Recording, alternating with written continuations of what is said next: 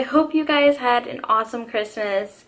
And I know I kind of took a little break for the holidays, but I am back. I have quite a few videos planned, so you'll probably be seeing my face a lot on YouTube for the next couple of weeks. But I just really love all the fun videos that come up during the first and end of the year, so there's just a lot of videos that I want to do. So the first one that I always do at the end of the year is discuss my favorite books of the year. So today I have 5 books that I gave 5 stars to in 2017. So it's been a pretty good reading year for me. That's probably like the most books I've given 5 stars before ever, and these are just some really awesome books. I've talked about a few of these quite a bit on my channel throughout the year, and I figured I would just share them again before the end of the year. So today I'm going to be talking about 5 of my favorite books in 2017. And these are books that I read in 2017, so some of them may have come out before, or even there is one that hasn't even come out yet. So let's get started. So first I want to talk about a few books that did not make the cut. They weren't 5-star reads, but they were very close to being 5 stars, and they were all really intriguing, so I just wanted to mention them quickly. And the first one is Exit West by Mohsen Hamid.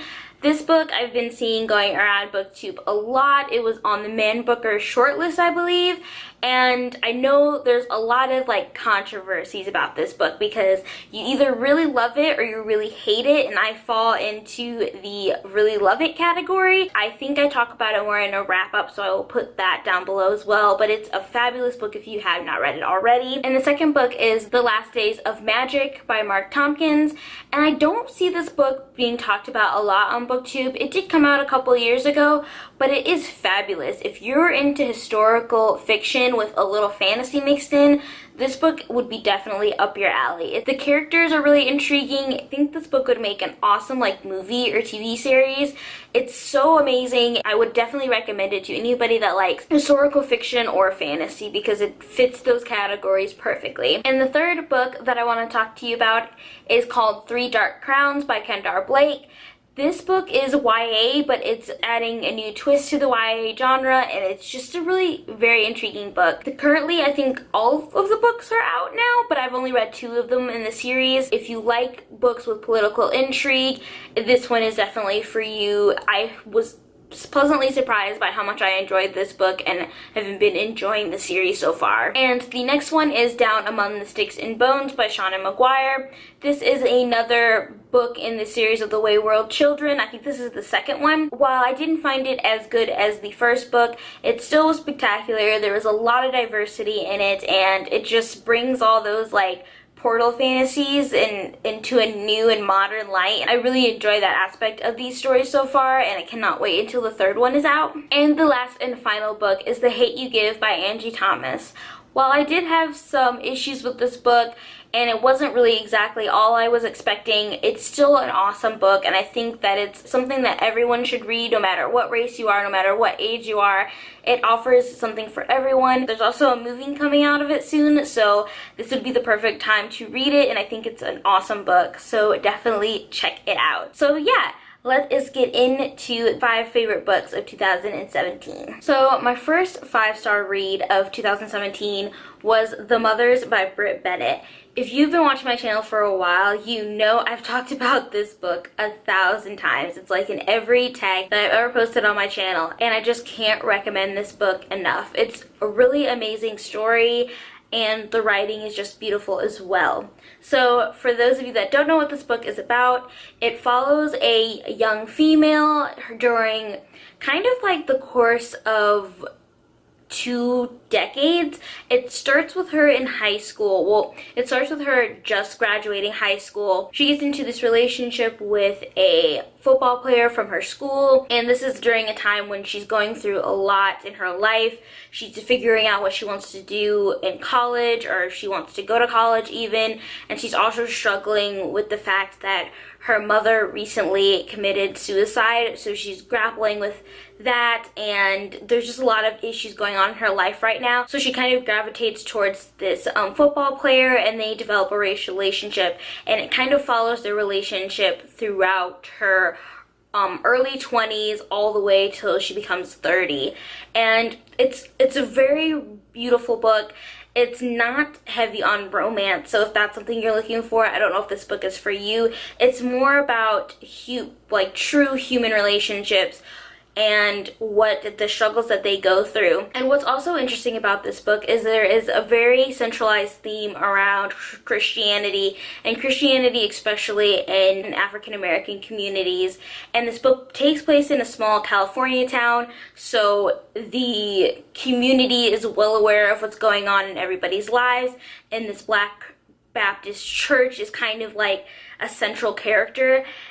The story is almost kind of told from the viewpoints of the elder women of this church, which is very interesting. Like, each chapter kind of opens up with what they were thinking during this time, what they thought of the main character, and it just reads so beautifully.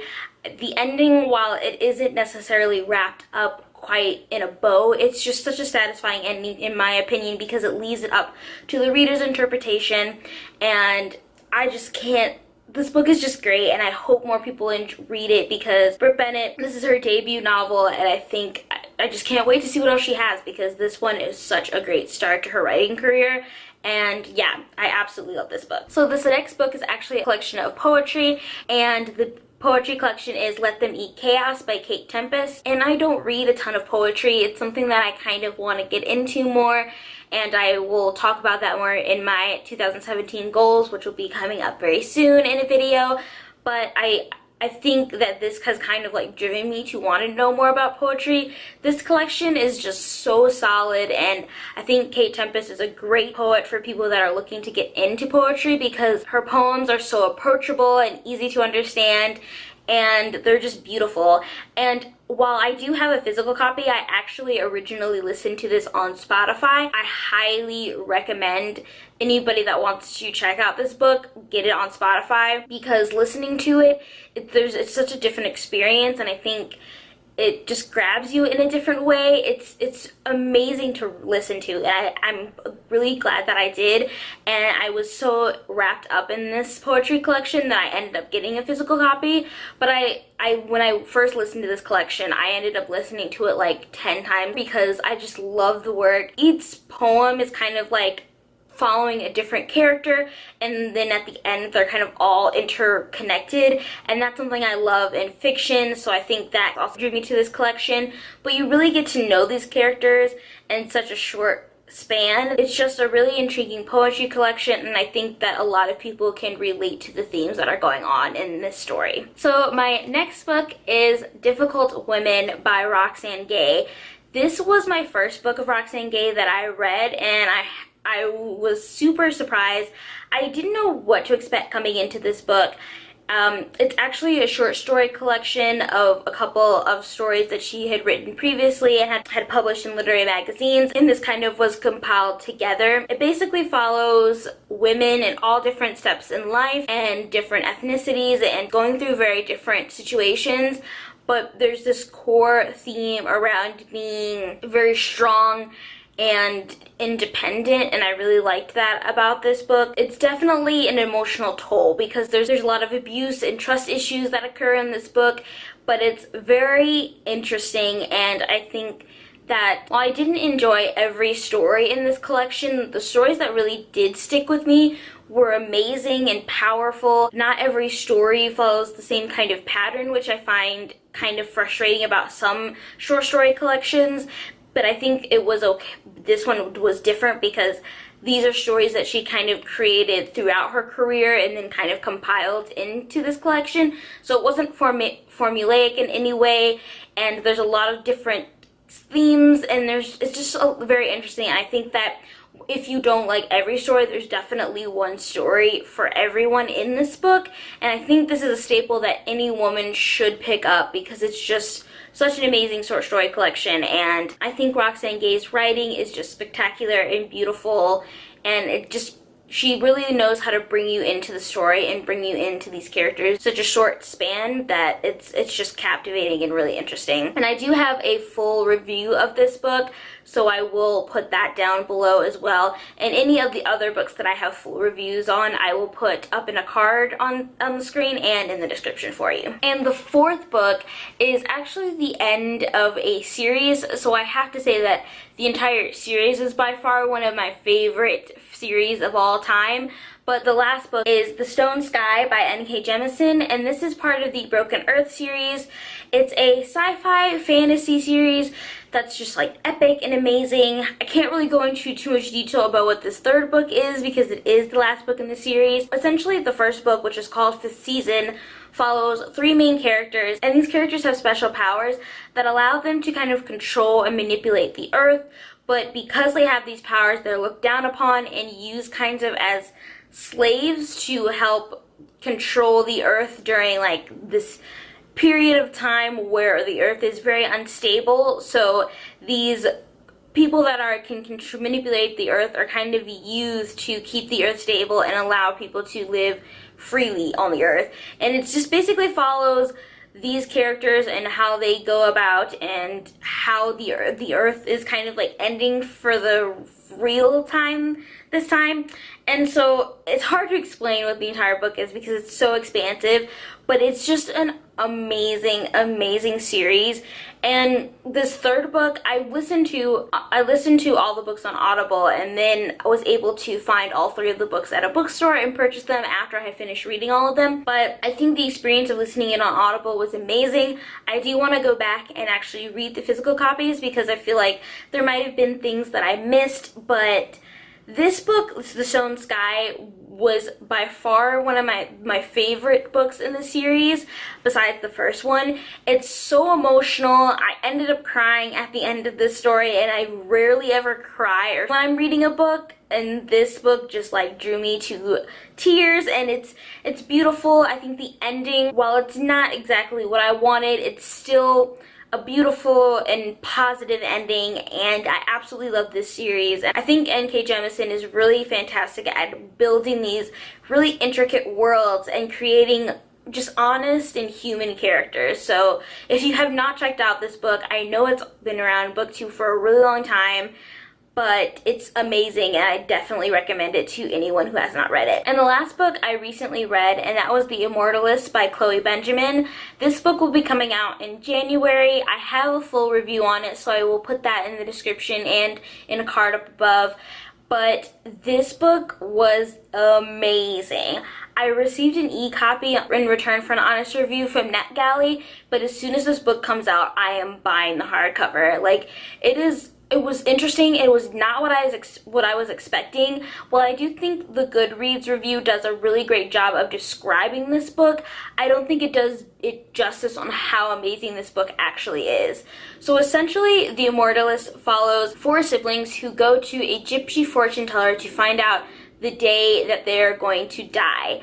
So each of them find out this knowledge individually. Some of them share the knowledge with their other siblings, and then it kind of each part of the book is divided in quarters, and it follows from the youngest sibling all the way to the oldest sibling, and we're kind of following them a couple of years to a couple of weeks before the day that they were predicted to die.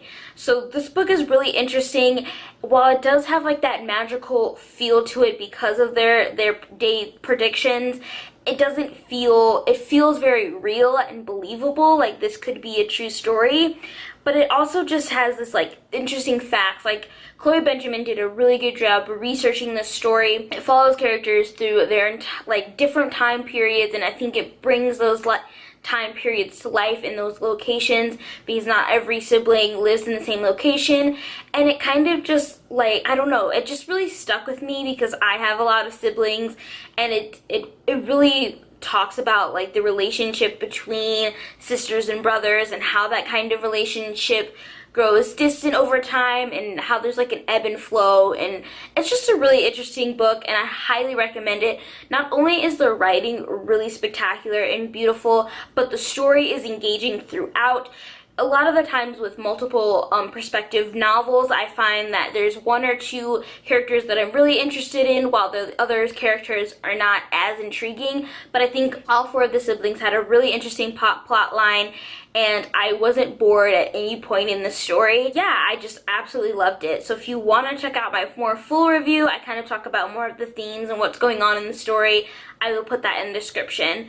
So those are the 5 books that I really enjoyed. Those are the 5 books that I gave 5 stars to this year. I'm so happy that I was able to read these books this year. So thank you guys so much for watching. Let me know what your favorite books were this year. And if you also enjoyed the books that I mentioned in this video, please tell me in the comments below. And I will see you guys next week. Bye!